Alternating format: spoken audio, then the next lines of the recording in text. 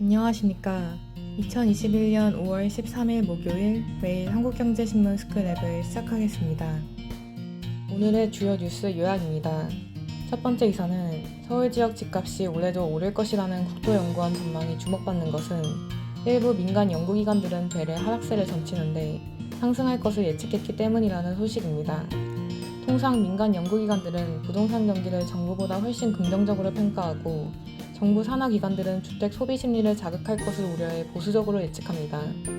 정부 눈치를 살펴야 하는 국책 연구기관마저 올해 집값을 상승으로 예측한 것은 결국 갈수록 심해지는 매물 부족 현상 때문으로 보입니다. 올해 아파트 입주 물량의 경우 예년 대비 큰 폭 감소가 예상되는 상황입니다. 이 가운데 정부가 다주택자들의 매도를 유도하겠다며 내놓은 양도소득세 중과 및 종합부동산세 강화 등 각종 규제는 정작 제도 시행 이후 대래 매물을 사라지게 만드는 요인으로 작용할 가능성이 크기 때문입니다. 정부는 작년 내놓은 7.10 부동산 대책을 통해 조정 대상 지역 내에 두 채 이상 주택을 가진 다주택자의 양도세 중과세율을 10%포인트 높였습니다. 대신 실제 적용은 11개월 뒤로 미뤘습니다. 유예기간을 두면 양도세 중과세가 두려운 다주택자가 집을 내다 팔 것이라고 기대한 것입니다.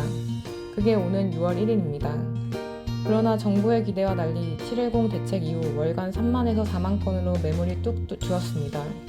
이에 대해 박상원 UNR 컨설팅 대표는 세금 부담뿐 아니라 임대차법 시행까지 겹치면서 2중 3중 규제에 엮이다 보니 팔고 싶어도 팔 수 없는 상황이 많다고 설명했습니다.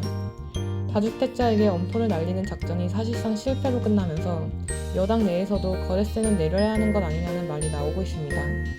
두 번째 기사는 시세 조정과 허위 공시 등으로 인한 암호화폐 투자자 피해가 심각한데도 소비 세력을 엄단하지 못하는 것은 불공정 행위를 처벌할 법이 없기 때문이라는 소식입니다. 심지어 암호화폐 거래소들도 자기 거래소에서 아이디를 생성해 암호화폐를 사고 팔지만 이를 처벌할 근거가 없습니다. 법의 공백 탓에 주식시장에선 볼 수 없는 불공정 행위가 일상화됐다는 지적입니다.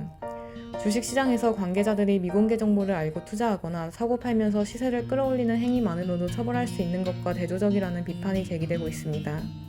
암호화폐 거래소에서 벌어지는 불공정 행위에 대한 원포인트 입법이 필요하다는 의견이 업계에서 나오고 있습니다. 세 번째 기사는 미국 동남부 지역에서 주유 대란이 벌어졌다는 소식입니다.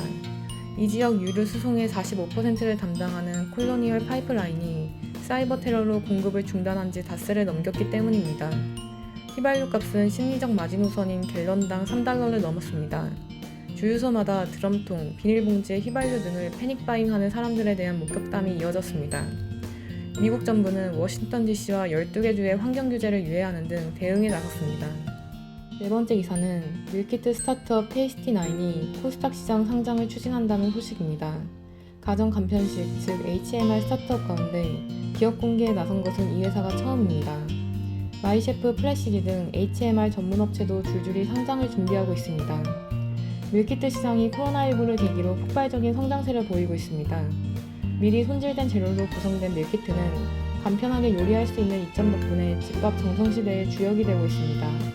12일 시장 조사 업체 유로 모니터에 따르면 지난해 국내 밀키트 시장 규모는 1,882억 원으로 2017년 15억 원에 불과하던 시장이 3년 만에 125배 커졌습니다. 올해는 지난해보다 40% 이상 증가한 2,680억 원에 이를 것으로 전망됩니다. CJ 등 전통 식품업체뿐 아니라 유통업체까지 시장에 뛰어든 것도 이 같은 성장세 때문입니다. 식품업계 관계자는 대형 식품 유통사들까지 뛰어들어 올해 밀키트 시장 경쟁은 그 어느 때보다 치열해질 전망이라고 말했습니다. 그럼 이상으로 오늘의 매일 한국경제신문 스크랩을 마치겠습니다. 들어주셔서 감사합니다.